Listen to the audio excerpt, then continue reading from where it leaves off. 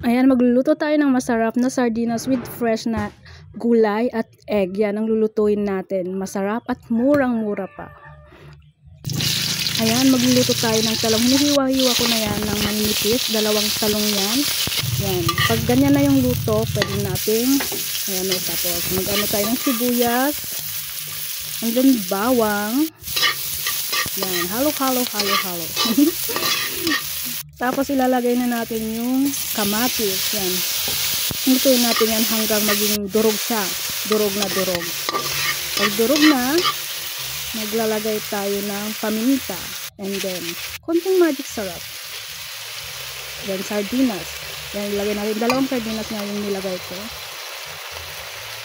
Ayan. Ihalo natin dahan-dahan lang para hindi siya maduro.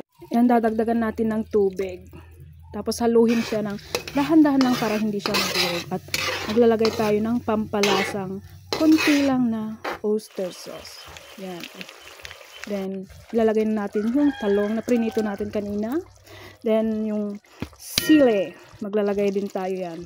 Optional lang para konting ano lang naman.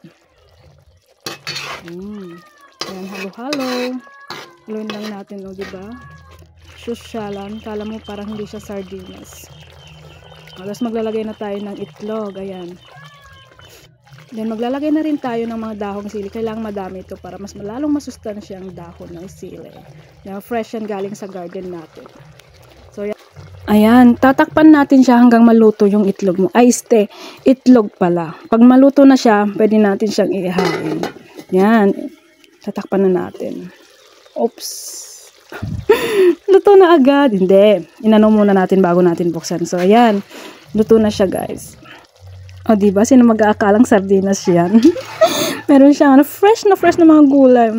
Takam na ako. Excited na ako ang tikman tong luto kong sardinas with fresh gulay. O, diba? Social lang. Hindi makalaing sardinas. O, diba? O. Itsura pala, takam na takam ka nang gusto mo nang kainin. Sa mga gustong magluto ng ganyan na sawa na kayo sa mga karne, pwede nyo itong gawin, guys. Masustansya na at mura, masarap at madali siyang lutuin. Ayan, pinatikim ko ngayong luto ko sa aming muning. O, diba? Sarap na sarap siya sa pagkain, pati yung gulay. Ayan, titikman na nga natin yung linuto nating sardinas with egg at fresh ng gulay. Ayan. Sarap. Ang sarap niya, mga lodi. Sa mga gustong magluto ng ganyan, gusto ng mga sardinas, rin-recommend ako na ganyan ang gawin nyo. Sobrang sarap.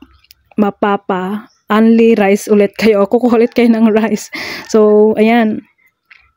Gawin nyo to. Simple lang, napakamura.